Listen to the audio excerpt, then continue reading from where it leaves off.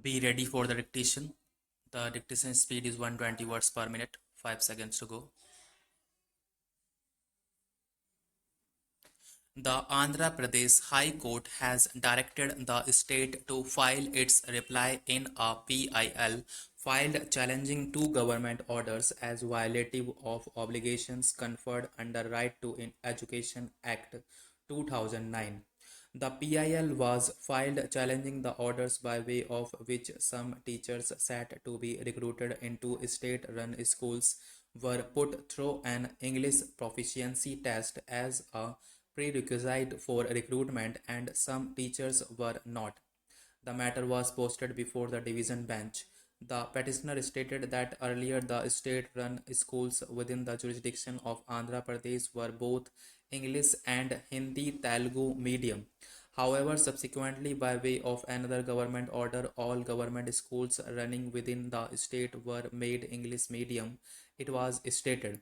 The petitioner contended that it was introduced for non-English medium schools and no English proficiency test was mandated under the said government order. However, it stated that now that all state-sponsored schools are English medium, the standards for recruitment should be the same. It was prayed that the GO be quashed, directing the respondents to appoint qualified teachers and treat all the schools in the state on a similar footing. The council, on behalf of the state, submitted that the schools that were converted to English medium schools were originally schools that ran at the Jilla level, and although the recruitment process does not mandate an English proficiency test, the GO mandates an apprenticeship post recruitment. What is the point of not having the best English teachers?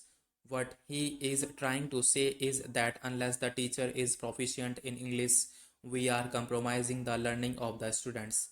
This is a policy decision, so it must be because of something like not all posts are getting filled. Three major high courts in India are currently having no chief justices, with acting chief justices temporarily filling the void.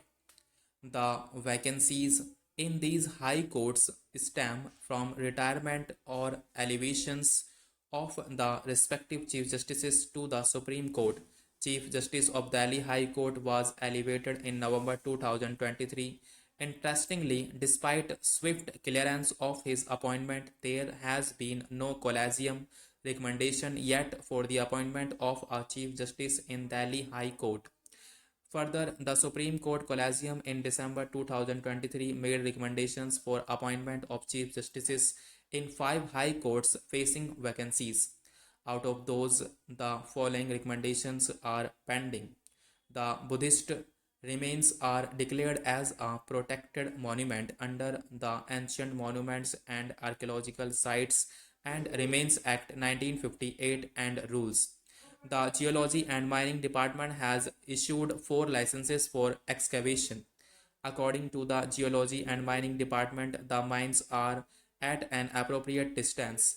Before issuing the licenses, the Geology and Mining Department had approached the Department of Archaeology, and on 25th March 2022, the department replied by saying that since the technical staff had found more Buddhist remains at 377 meters, it was requested that the area needs to be surveyed and was indicated, though not specifically, that mining lease not be given.